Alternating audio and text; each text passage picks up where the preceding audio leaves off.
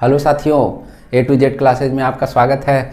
आज हम कारक में संप्रदान कारक और अपादान कारक, आज हम संप्रदान और अपादान कारक के बारे में जानेंगे कि संप्रदान कारक क्या होता है, उसके क्या पहचान चिन्ह होता है और कैसे हम जान पाते हैं शब्दों के वाक्यों के माध्यम से कि इसमें संप्रदान कारक है, और कैसे हम ये जान पाते हैं कि इसमें अपादान कारक है। ये इतने सिंपल से उदाहरण होंगे जिससे आप चिर परिचित होंगे। अगर चिर परिचित उनसे हैं तो भाई ये चीज़ें आपको बहुत आसानी से समझ में आने वाली है। बहुत सारे हमारे स्टूडेंट हैं, इस चीज़ को आप लोग अच्छे से जान भी रहे हैं, लेकिन थोड़ी थोड़ी कहीं से मिस्टेक हो जाए। मैं नहीं चाहता कि एक भी प्रश्न आपसे छूटे।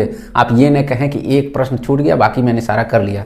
आपको जितने भी हिंदी के प्रश्न आ रहे हैं, 30 में टेट में आ रहे हैं, सुपर टेट में 20 आ रहे हैं, और भी अन्य प्रतियोगी परीक्षाओं में जितने बनते होंगे उतने प्रश्न आ रहे हैं, तो सारे के सारे प्रश्न आपको करना है। एक भी प्रश्न छूटे ना, नहीं तो मुझे लगेगा कि एक नंबर से आपका नंबर सिलेक्शन रुक गया तो यही तकलीफ की बात हो जाएगी कि क्यों मेरा सिलेक्शन रुक गया, मैंने सारे हिंदी के प्रश्न क्यों नहीं कर लिए, क्योंकि सर पढ़ा रहे थे। तो इसको समझने और जानने के लिए आपको सबसे पहले हमारे चैनल को सब्सक्राइब करना होगा। चैनल को सब्सक्राइब करके उसके बाद नोटिफिकेशन, तभी तो आपके पास पहुंचेगी, तभी तो हमारी वीडियो को तुरंत, कुछ लोगों के पास नोटिफिकेशन पहुंच रही है, लिंक भी दे दिया जा रहा है, लेकिन जुड़ने के लिए कह दिया जाए भाई तो मुट्ठी भर लोग हैं। ये मुट्ठी भर लोग हैं, वो भी खुली मुट्ठी बांध के रखते तो एकता की तरफ हमको दिखाई। खुली मुट्ठी है, उसमें भी कोई आ रहे हैं, कोई जा रहे हैं, आ रहे हैं, कोई जा रहे हैं, तो खुली मुट्ठी मैं कहूँगा। बंद हुई मुट्ठी नहीं, बंद मुट्ठी ऐसी होती है, खुली मुट्ठी। तो फिलहाल जो भी हो, जैसे भी हो, हम बात करते हैं संप्रदान कारक। ठीक, संप्रदान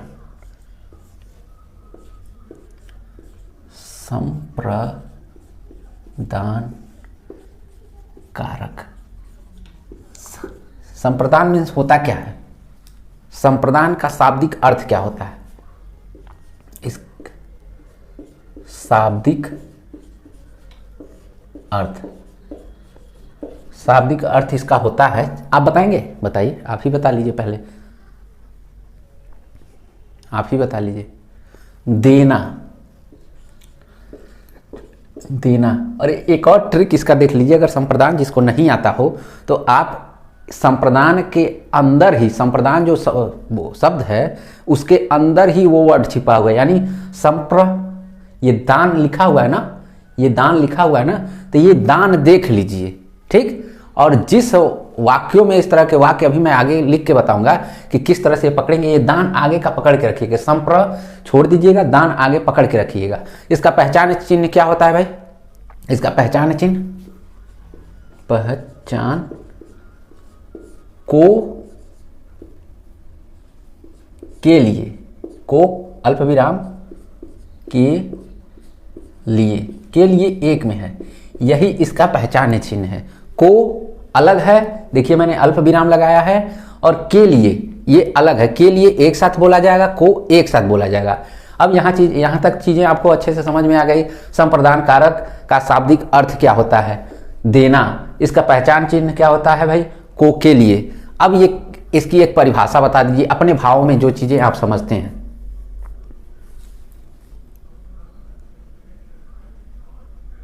जल्दी बताइए। इसका परिभाषा है कर्ता जिसके लिए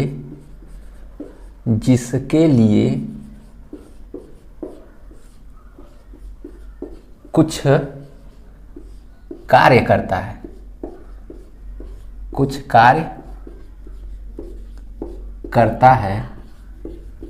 कार्य करता है, उसको संप्रदान कारक कहते हैं, उसको संप्रदान कारक कहते हैं। इसमें कर्ता, देखिए कर्ता जिसके लिए भी कार्य करता है, यानी कर्ता जिसके लिए, आपके लिए कार्य कर सकता है, मेरे लिए कार्य कर सकता है, ये लोग आगे बैठे हैं मेरे सामने, उनके लिए कार्य कर सकता है, बहुत सारे लोगों के लिए कर्ता कार्य कर सकता है। तो मतलब जिसके लिए वो कार्य करता है, सीधा सीधा जिसके लिए वो कार्य करेगा उसका कुछ ना कुछ भला होगा, कुछ बुरा भी हो सकता है। तो कुछ कर्ता जिसके लिए अच्छा बुरा दोनों करता है वही संप्रदान कहलाता है, जिसका शाब्दिक अर्थ देना, यानी यहाँ पे अच्छी बातों के लिए भी वो कार्य दे सकता है, अच्छे कार्य भी उसको दे सकता है, अच्छे वस्तुएं भी दे सकता है, बहुत सारी चीजें हो सकती हैं वो दे सकता है कर्ता, यानी जिससे कुछ न कुछ जरूर देता है। कर्ता क्या करता है, किसी न किसी चीज को वह देता है, किसी को भी कुछ ना कुछ जरूर देता है, एक तरह से कहा जाए। जैसे परिभाषा में स्पष्ट हो रहा है, कर्ता जिसके लिए कुछ कार्य करता है, यानी ऐसा नहीं है कि वो शांत बैठा हुआ है। जो कर्ता होता है वो किसी न किसी के लिए कार्य करता है, और वो कार्य करता है ये भला हो सकता है या बुरा हो सकता है। लेकिन यहाँ पे कर्ता जो होता है अमूमन अच्छे कार्यों के लिए ही प्रयोग किया जाता है। जैसे आप उस सेंटेंस में जानेंगे कि कैसे कैसे वो कार्य करता है। पहला कहते हैं उदाहरण, आप पहले उदाहरण बताएंगे। राजा भिक्षुक को दान देता है। राजा क्या करता है भाई, भिक्षुक जो भिखारी होते हैं, जो भीख मांगते हैं, उनको क्या कहा जाता है, भिक्षुक। राजा क्या करता है, भिक्षुक को, देखिए को पहचान चिन्ह के लिए है ना, को पहचान चिन्ह के लिए है ना, यानी राजा जो है भिक्षुक को दान देता है। और ये दान मैंने कहाँ दिखाया था, संप्रदान में। संप्रदान जब लिखते हैं तो ये दान आगे लिखा है ना, संप्र के बाद दान लिखा है, यानी जब भी ये चीजें दान रूप में आए, दया के रूप में आए, दयालु के रूप में आए, ये दान चीजें पकड़ के रखिएगा, आपका 1 नंबर सॉल्व। कहीं कोई परिभाषा पढ़ने की जरूरत नहीं, कहीं कुछ पढ़ने की जरूरत नहीं। अगर ये किसी चीज को देता है और वापस नहीं लेता है, जो चीजें वो दे देता है, ये नहीं कि दिखावे के लिए, फोटो खिंचवाने के लिए दान दे देता है और संझिया तक उससे वापस ले लेता है, तब ये संप्रदान कारक नहीं होगा। अगर दान दे दिया तो भैया दे दिया, फिर उससे हमको ये नहीं सोचना उससे वापस लेना है, तभी वो संप्रदान कारक कहलाएगा। अगर सामने दे के और रात के अंधेरे में वापस ले लेता है तो वहां पे संप्रदान कारक नहीं हो सकता। ठीक, जैसे राजा यहाँ दान दे रहा है भिक्षुक को, इससे वापस नहीं ले रहा है, तो संप्रदान कारक ही होगा। अगला बताइए। राधा मोहन को पानी देती है। राधा जो है, अब मोहन भगवान कृष्ण को भी कहते हैं ना। राधा जो है, राधा को जानते हैं, राधा कृष्ण के प्रेम के बारे में कौन नहीं जानता है। इनका प्रेम बहुत अथाह था भाई। इनके प्रेम की अगर पढ़ी जाए तो कई 100 परिभाषाएं आपके सामने निकल के आएंगी। तो ये राधा और मोहन को, जो मोहन भगवान कृष्ण हैं, को पानी देती हैं। किस प्रकार की पानी देती है भाई, पीने वाला, प्यास लगा होता है तो उनको पानी देती हैं, यानी पानी दे दिया राधा जी ने मोहन जी को, वो पानी पी लेते हैं। पानी पीने के बाद वो पानी खत्म हो जाता है, उनको पानी ये नहीं करते हैं, उनको वापस दे देते हैं। ठीक, तो ये कहा जा सकता है कि जो चीजें मोहन को दे दी गई वो फिर वापस नहीं ली गई। ठीक, अब अगले उदाहरण पे आते हैं।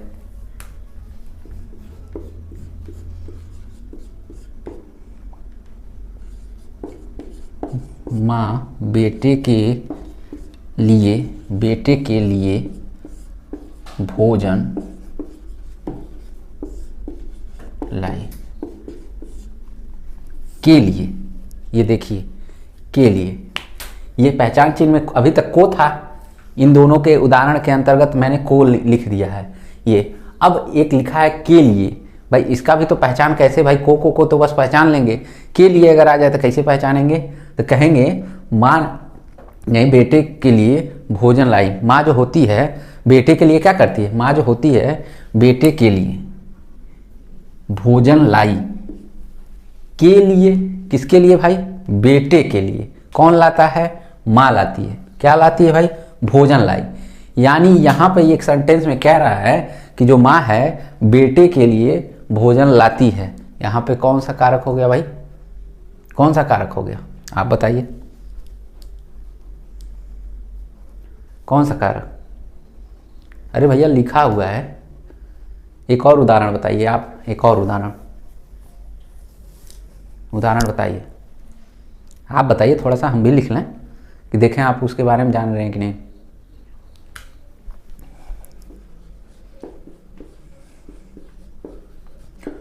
भूखे के लिए रोटी लाओ।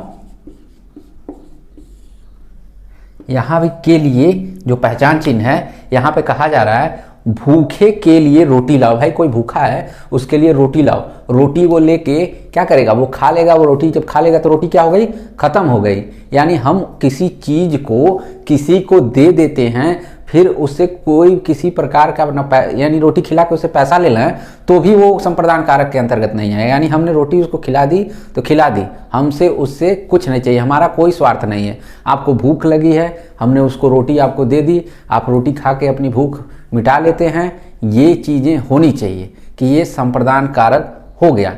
लेकिन रोटी खिला के कुछ देर के बाद कहें कि पैसवा इतना हुआ, होटलों में जाते हैं भोजन करते हैं, भूख लगी होती है, वहाँ पे क्या होता है, पैसा आपसे लेता है, तो क्या वहाँ पे संप्रदान कारक हो जाएगा? अगर वही नहीं लेता पैसा तो वहाँ पे संप्रदान कारक हो जाता है। हाँ, एक अलग बात है कि किसी से वो पैसा न ले तो अलग बात है। लेकिन अक्सर कहीं आप रेस्टोरेंट में जाते हैं, होटल में जाते हैं भोजन करने, तो क्या बिना पैसों के वहाँ भोजन मिलता है क्या? हाँ, यानी वो आपकी जो भूख मिटाता है। यहाँ भी देखिए वही बात है, भूखे के लिए रोटी लाओ, तो वो भी कह देता है इस कस्टमर के लिए भोजन लेके आओ। लेकिन वो तो खिलाने के लिए तो खिला दे रहा है यहाँ पर, लेकिन उसके बदले क्या कर रहा है, होटल में पैसे वापस मांग ले रहा है। यानी वहाँ पे संप्रदान कारक नहीं होगा। यानी हम निस्वार्थ भाव से रोटी दे दिए, उसके लिए कोई वैल्यू नहीं, कोई कर नहीं, हम बस रोटी दे दिए, उससे हम भूल गए कि हम कुछ दिए हैं, बस वो संप्रदान कारक। किसी से कुछ वापस नहीं लेते हैं, ठीक। तो वो संप्रदान कारक। आपको पहचान चिन्ह के लिए को दिख गया और पहचान चिन्ह के लिए के लिए दिख गया, और इन चारों उदाहरण के माध्यम से आपको पता चल गया होगा कि कैसे कैसे इसकी चीज़ें पहचानी जा सकती हैं। यानी एक लाइन में कहा जाए तो जो चीज़ हम किसी को दे देते हैं उस चीज़ को हम वापस नहीं लेते हैं। और कर्ता क्या करता है, किसी न किसी के लिए कोई कार्य करता है, और कहते हैं ना नेकी कर दरिया में डाल, तो कर्ता यही काम करता है, नेकी करता है, दरिया में डाल देता है। उसकी कोई गिनती नहीं करता कि हमने बहुत सारे कार्य किए होंगे, बहुत सारे कार्य के इसका फल हमको मिलेगा, ठीक। वो नेकी करता है, दरिया में डालता है। कहते भी हैं गीता के उपदेश में, कर्म किए जा, फल की इच्छा ना कर। अब अगला है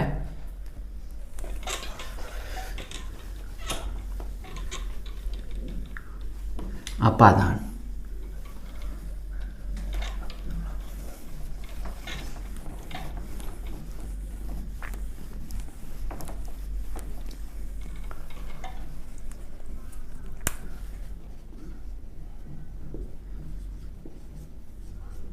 अपादान कारक, इसमें भी देखिए दान लगा हुआ है, तो दान से संप्रदान वाला दान न करिएगा, इसका भी दान होता है, लेकिन थोड़ा सा दूसरे तरीके से होता है। ये भी दान करता है, ठीक, ये भी दान करता है। किस रूप में करता है भाई, अलग अलग। अभी मैं जब एग्जाम्पल आपको बताऊंगा तो पता चल जाएगा। इसमें कहा जाता है कि संज्ञा के जिस रूप में,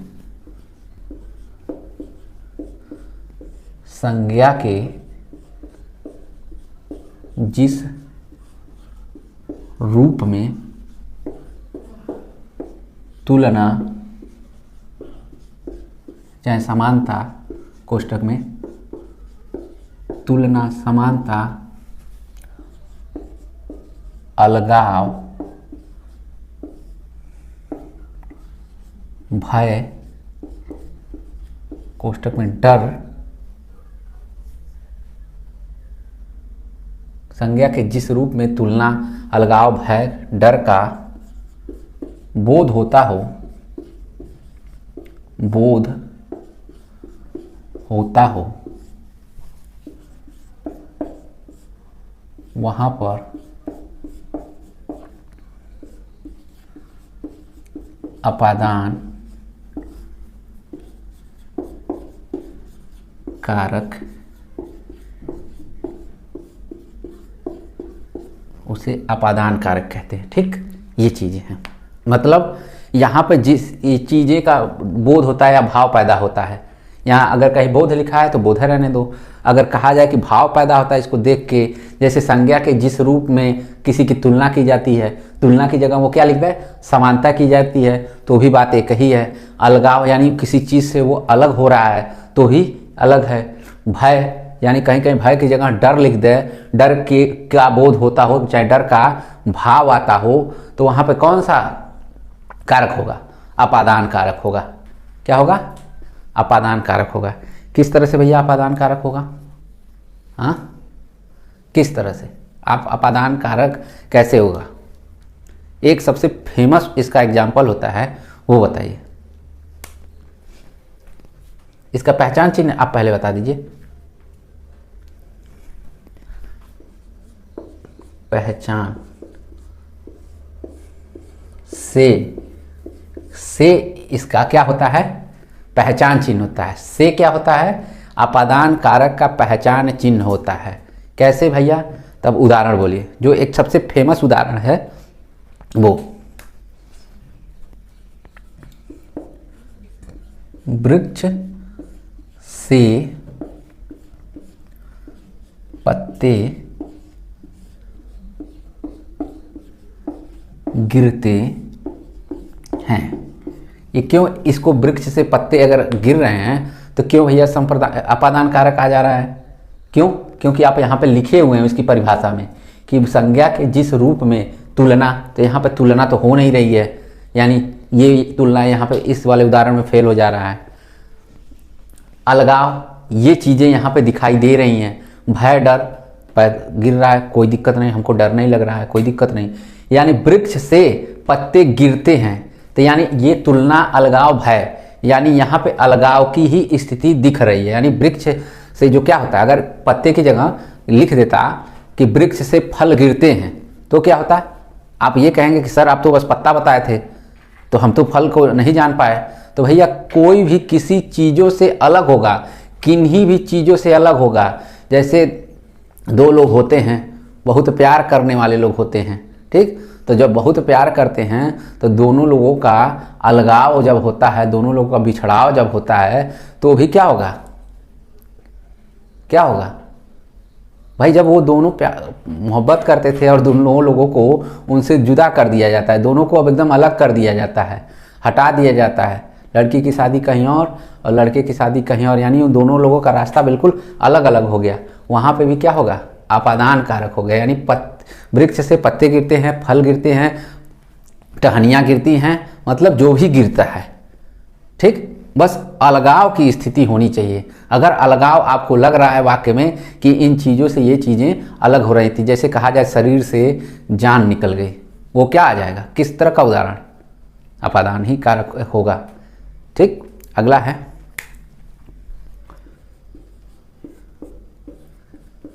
गीता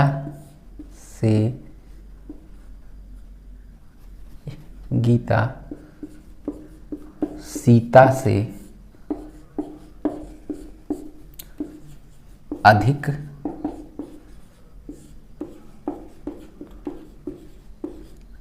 सुंदर है। यहाँ अलगाव लिख लीजिए, समझ में आ जाएगा। और यहाँ पे क्या लिखा जाए, गीता जो है सीता से अधिक सुंदर है। जो गीता नाम की लड़की है वो सीता नाम की लड़की से क्या है, बहुत अधिक सुंदर है। क्यों है भाई? तो इसमें कौन सा कारक हो जाएगा? हमने ये क्यों लिख दिया?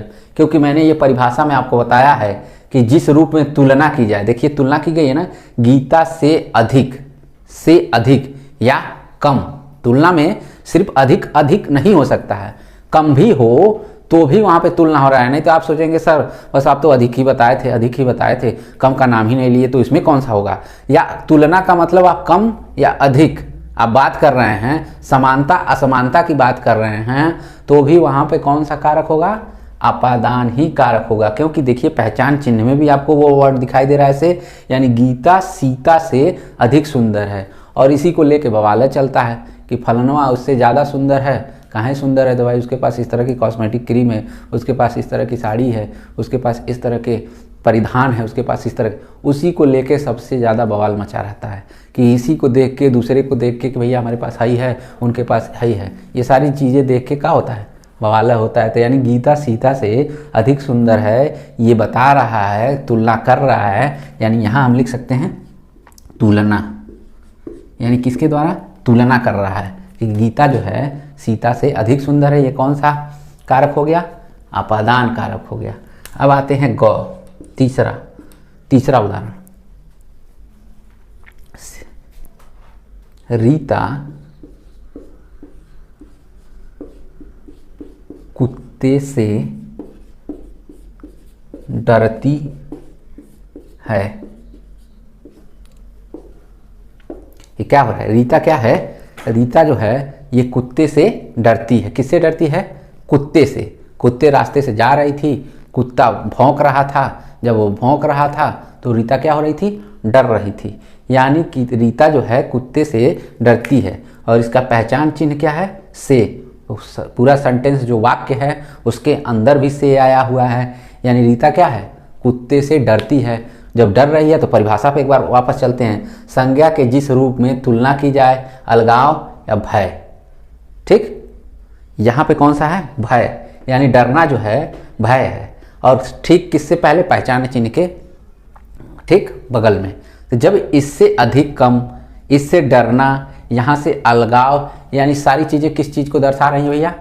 हमको अपादान कारक को दर्शा रही हैं। ये कौन सा कारक हो गया तब? अगर रीता कुत्ते से डर का भावना आ जाए, किसी से डर, कोई कुत्ते से ही नहीं, आप हाथी से भी डर सकते हैं, आप घोड़े से डरिए, आप हिरन से डरिए, मतलब किसी भी चीज़ को, आप मनुष्य को मनुष्य से देख के डरिए, उस किसी चीज़ से आप डरिए।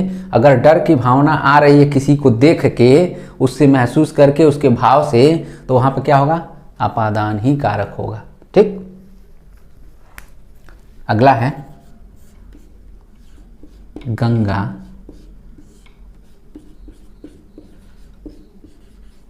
हिमालय से निकलती है। गंगा हिमालय से निकलती है। भाई गंगा क्या कर रही है? हिमालय क्या है? एक पर्वत है ना, बहुत बड़ा पर्वत है। उस पर्वत से गंगा जो नदी है, जो गंगा नदी है, वो क्या हो रही है? निकल रही है। यानी यहाँ भी क्या चिन्ह बता रहा है? इन तीनों में से कौन सा चिन्ह बता रहा है? तुलना, अलगाव, है।